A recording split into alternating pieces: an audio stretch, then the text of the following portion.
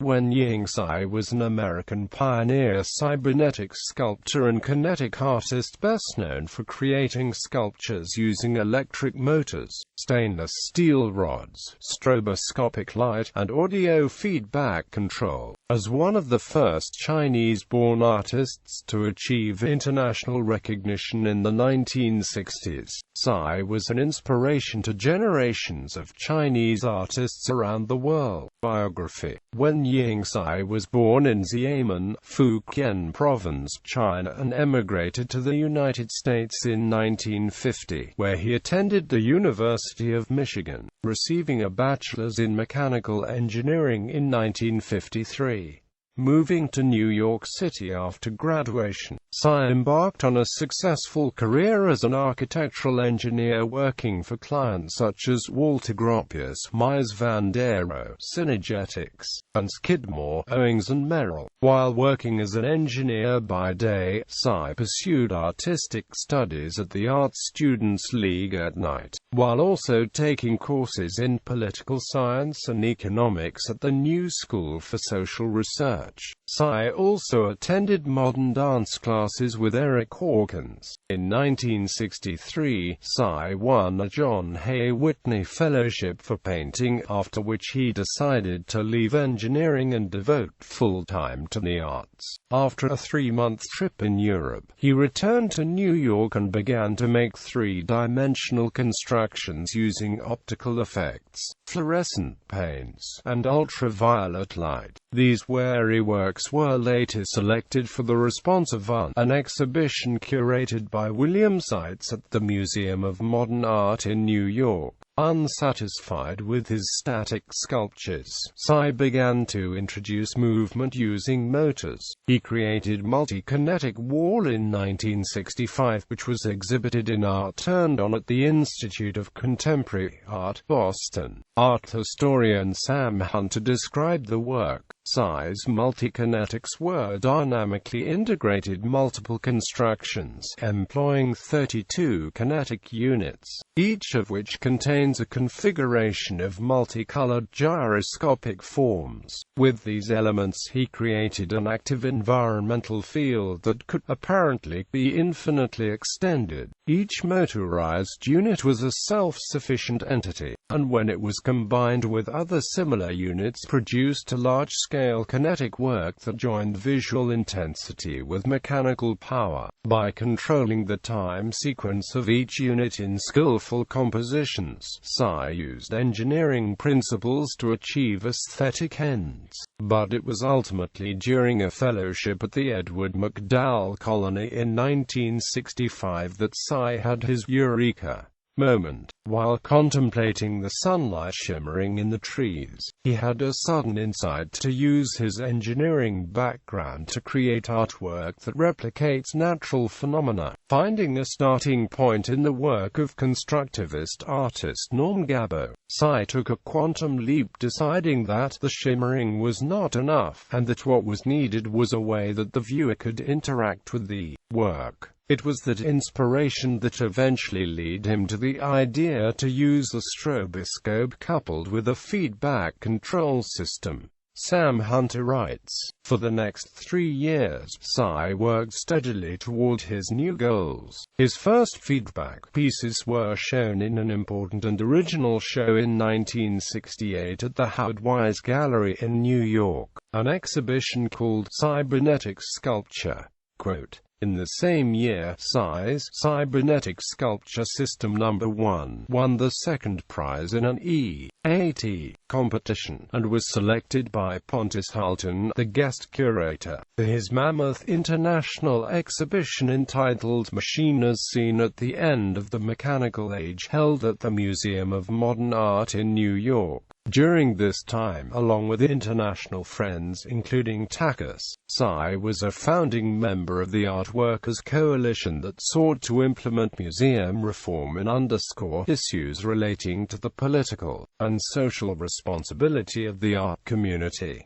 In 1969, Tsai was invited by Georgy Kepes to the Center for Advanced Visual Studies at MIT. There are, amongst the first fellows, a lively group of like-minded artists. Tsai met Harold "Doc" Edgerton, the engineer who developed the modern electronic stroboscope. In the early 1970s, Tsai moved with his family to Paris and showed with the Denis René Gallery and had extensive exhibitions in Europe. During these years, he befriended fellow Chinese artists residing in Paris, including Pen Wanson Th Chun, and became very passionate about cultural exchange between China and the West. In 1979, Tsai and his friend the composer Wen-Ying Tsai were part of the first delegation of artists from the US to the People's Republic of China. This eventually led Tsai and his wife Pada to establish the Committee for Chinese Artists Intercultural Movement, a pioneering non-profit organization that brought mainland Chinese artists to exhibit in the United States in the 1980s. After Paris, Tsai settled permanently in New York City. From his base in Soho, Tsai expanded his exhibitions to Asia, Hong Kong, Singapore, Taipei, Nagoya, Beijing. In 2006, Tsai and Pada established the Tsai Art and Science Foundation to support and bring awareness to endeavors that are at the intersection of the arts and sciences. Works. Tsai's cybernetic sculpture works have always been a challenge for writers to describe. Art critic Robert Hughes evokes them vividly. A grove of slender stainless steel rods rises from a plate. This vase vibrates at 30 cycles per second. The rods flex rapidly in harmonic curves. Set in a dark room, they are lit by strobes. The pulse of the flashing lights varies. They are connected to sound and proximity sensors. The result is that when one approaches a Tsai makes the noise in its vicinity, the thing responds. The rods appear to move. There is a shimmering, a flashing, an eerie ballet of metal, whose apparent movements range from stillness to jittering, and back to a slow, indescribably sensuous undulation. The philosopher Willem Flusser writes of Tsai's work, "There can be no doubt that Tsai's phenomena are extremely important. They show what promises and dangers may be in here in their play if it is proposed by a great artist, because, even if Tsai's phenomena be considered artifices, there can be no doubt that Tsai is a great artist, not because what he does is pleasant, or because he proposes a play, or because he represents the spirit of our times, but because he reveals to us, through artifice or works of art, the concrete experience of a future full of promise or abysmal danger." Tsai's interactive sculpture marked a major step in the development of kinetic art. A major portion of luminist and kinetic art originated in Europe, beginning with the formation in 1960 of Grave by 11 artists of different nationalities, all resident in Paris.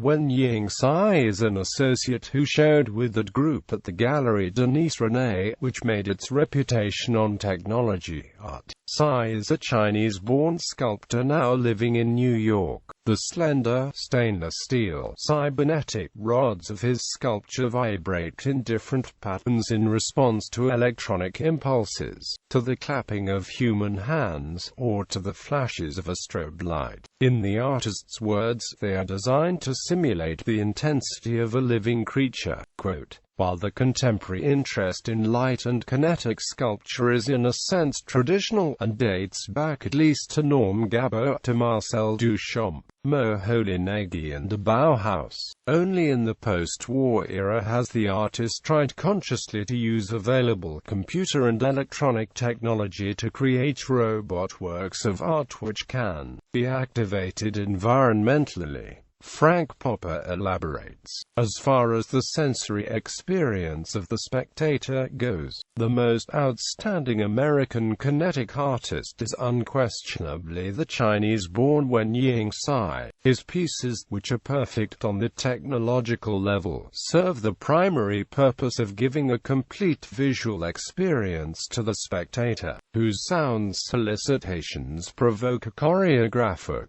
chromatic and rhythmic response in the cybernetic sculptures." Georgi Kepes has commented enthusiastically on the magic rhythms emanating from this swaying, dancing steel trembling with life, and he has also noted the sense of an instant fellowship, a spontaneous celebration, which is recreated in the presence. As he concludes, rhythm is friendship, and in Tsai's work there is friendship of light, sound and our own heartbeats. If this appraisal testifies to the success with which Tsai affects the sensory and emotional responses of the spectator, we must not neglect the fact that he is also addressing himself to reason and the scientific element in his audience. In effect, the observer can enter an almost mathematical relationship with these works, and sharpen his perceptual powers through the exact assessment of the various aesthetic parameters of vibration, sound, color, wave movement, etc. Richard Costa-Lanett writes about Tsai's cybernetic waterworks. Of his other kinetic sculptures, Upward Falling Fountain is the most impressive, creating an illusion that must be seen to be believed, as the water falling from a vibrating shower head is illuminated by strobe. The droplets are caught dancing in response to sound. At certain strobe speeds, the droplets appear to be moving upwards, violating all rules of gravity. Living Fountain is a yet larger water sculpture, incorporating a shower head 3 feet in diameter, plus 3 concentric circles of water jets, all installed above a basin 12 by 16 feet. Here the strobe is designed to respond to combinations of changes in audible music, random sensors, audio feedback controls, and a computer program. In conclusion, Frank Popper writes in his Electra exhibition catalogue about Tsai's essential contribution: the role played by Tsai, the American artist of Chinese origin, in this context cannot be overestimated. In his most varied cybernetic sculptures in the Electra exhibition are perfect examples of an artistic comment, perhaps an artistic solution to one of the principal problems raised in this show: the situation of the artist between technology, at a critical point of its passage from the mechanical to the electronic era, and man's natural or artificial environment. This transition from the stage of the electromechanical period and its art to the electronic era with its cultural manifestations is accompanied by a new assessment of the machine. If Oswald Spengler rebelled against the fact the Lord of the World became the slave of the machine, that civilization itself has become a machine which does everything mechanically, George Friedman has observed that the worker has stopped being the servant of the machine to become its overseer. It is up to man's political intelligence, and to his intelligence alone, to decide to what ends he will use the power put at his disposal. East and West. Willem Flusser's analysis of Tsai's work delves into his place in both the Eastern and Western traditions. Possibly Tsai himself does not stand within Western tradition. The analysis of his phenomena seems to reveal this. In that case, the arguments just advanced cannot touch him. Possibly he stands within an Oriental tradition, for which man is not a being radically separated from all others. For such a tradition, man may feel deeply united with animals, plants, and other types of beings. He can therefore conceive of them much more as others than we can, and the phenomena Tsai produces are then, in the naive, plant-like Gestalten, true others. If I can dialogue with a plant, then a fortiori, I can dialogue with the phenomena Tsai is producing. Such an hypothesis of Tsai's position would explain his approach to the problem posed by the series Thing Other. Quote, he could then still see others, where we no longer can see them. In this case, Tsai may say that his is an important Oriental contribution to the West, an attempt to free man from the determining effects of objects, of culture. He may say that he is using Western models and Western methods from an Oriental approach, in order to try and solve the universally human problem of freedom from determination, and he will be completely correct in thus answering the above advanced objections. Tsai and Taoism. Art historian Donald Cuspit finds in Tsai's art a Taoist outlook. Previous discussions of Tsai's work have concentrated on its technology and its place in the development of modern art. I want to concentrate on its Weltanschauung, or inner point of view, which has been completely neglected in every discussion, not doubt because it transcends modernity, indeed, subverts it by subsuming it. Tsai's ultramodern technology is a means of expressing a consistent, fundamental attitude to life, which his cybernetic sculptures literally embody. Without the understanding of this attitude, they make only technological sense. With the understanding of his Weltanschauung, which I think is Taoist, his sculptures make extraordinary emotional sense. Indeed, they quintessentialize the Taoist attitude to nature, and offer it as a model for psychic health. And it is no accident that Tsai emphasizes the healthful use of engineering, remarking that the danger for the engineer is to have no feeling for humanity because of his limited and specialized training. Tsai is an engineer, a very inventive, paradoxical one, as his 1981 patent for an upward falling fountain indicates, but he is also an artist. That is, a person of feeling, indeed, a visionary of feeling. His work fuses art and engineering in a synthesis made all the more unique by its Taoist underpinnings, the Taoist conviction that subliminally informs it. The attempt to unite opposites motivates all of Tsai's work. It is evident from the start, in the conception of the work, and the structure that results from the conception, and in the perceptual and emotional experience that are its human, one should say humane, therapeutic goal. Personal life. Tsai met his wife, Pada Chang, in New York City in 1967. They were married in London in 1968 during the Cybernetic Serendipity exhibition in which Tsai participated. The couple had twin sons 2 years later when Tsai was a fellow at the Center for Advanced Visual Studies at MIT. The friend Otto Pien is fond of recalling that the Tsai's twins were the first of the center babies. The Tsai family spent part of the 1970s in Paris before settling down permanently in Soho, New York, where they lived in a loft space that they renovated themselves.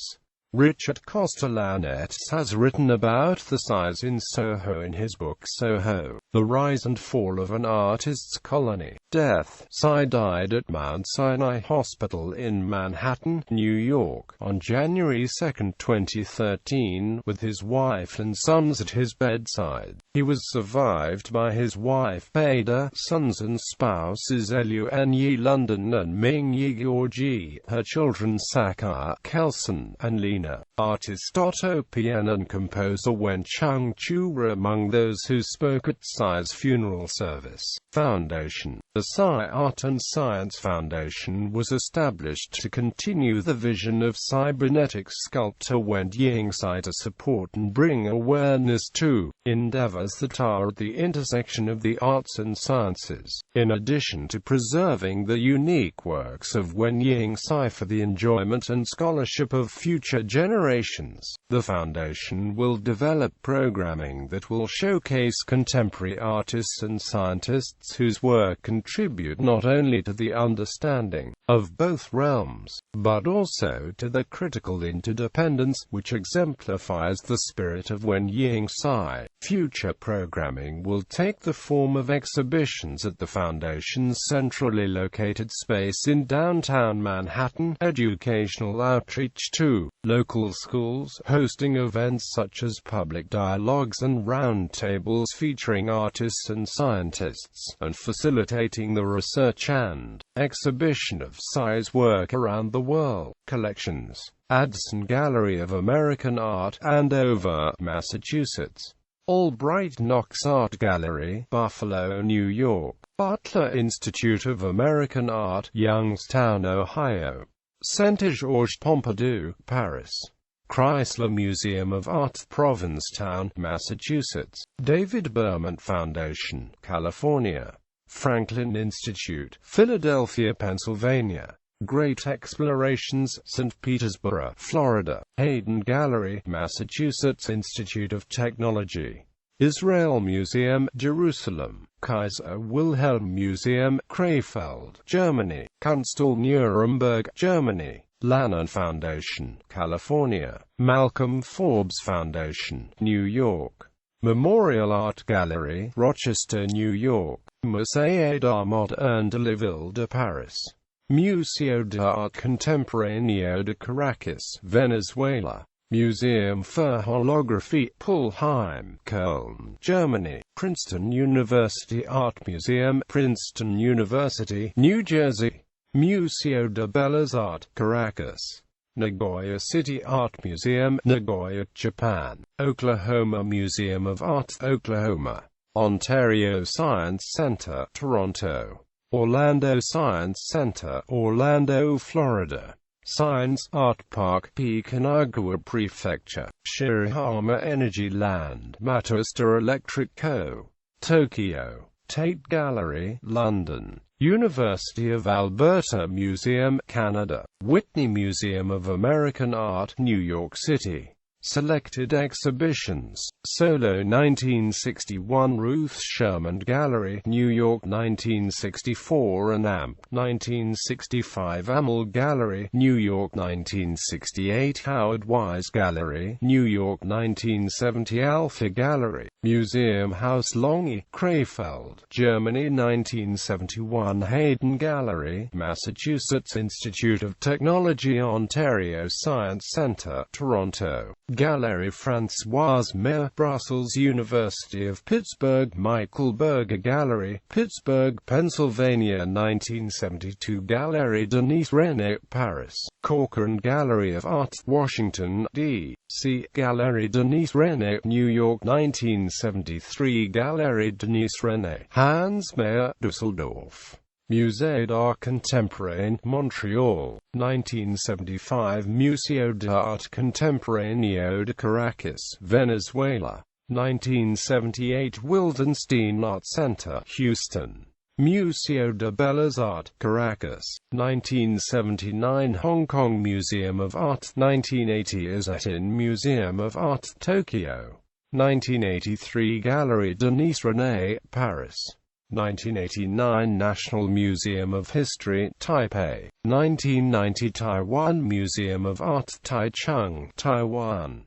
1997 National Museum of China, Beijing, China. Group The Responsive Art Museum of Modern Art, New York.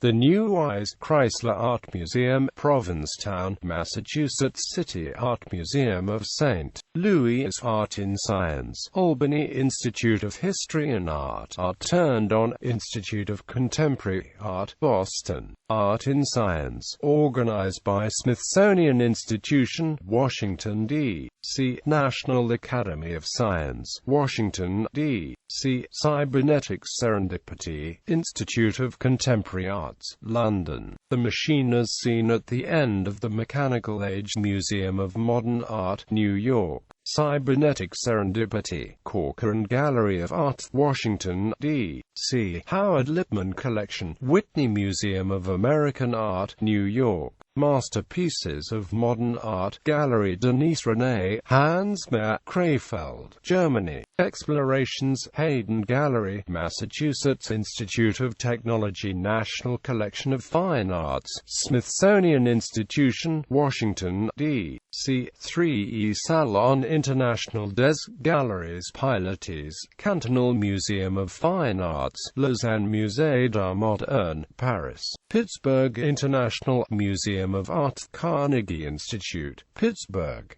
Strukturschwing und Dynamik Kunsthal, Nuremberg. LART Les Technologies, Ville de Vitry-sur-Seine, France. Multiple Interaction Team, Museum of Science and Industry, Chicago. Salon International des Composants Electroniques, Paris. Custom and Culture, U.S. Custom House, New York. Art of the Space Era, Huntsville Museum of Art, Alabama. The Expanding Visual World, the Museum of Fun, Asahi Shimbun, Tokyo. Electra, Musée d'Art Moderne, Paris. Carte Blanche Denise René, Paris. Les Machines Sentimentales Avignon. La Biennale di Venezia, Venice. Energetic Art, Le Malmaison, Cannes. Artwork Kunst Elektronik, Hanover International Fair. Artwork Düsseldorf Landsmuseum. Art in the Computer Age, Everson Museum of Art, Syracuse, New York. Art in the Computer Age, Cincinnati Contemporary Art Center, Cincinnati, Ohio. Computers and Art, IBM Gallery of Science and Art, New York. Lights OROT, Yeshiva University Museum, New York. Interaction, the Aldrich Museum of Contemporary Art, P. Connecticut. Vremontvaux, La Fondation Cartier, Dewey and Josses, France. Art Construed, Lumière, Movement, EPAD, Galerie La Défense, Paris. Art in the Computer Age, Center for the Fine Arts, Miami. Phenomena Art, Pan-Asian Expo 89, Seibu Gas Museum, Fukuoka, Japan. KSP, Kawasaka, P. Kanagawa Prefecture. The Visioner, Vienna Messe Wien Festwochen. The Visioner, Zurich. Image du Futur, Montreal, Canada. Artec 91, the International Biennale in Nagoya, Japan. Gwangju International Biennale in Korea. Osaka Triennale 1995, Sculpture. Denise René, L'Intrépide, Centre Georges Pompidou, Paris. Olympic Games 2008, Beijing. Expo 2010, Shanghai, Shanghai Art Museum, Shanghai.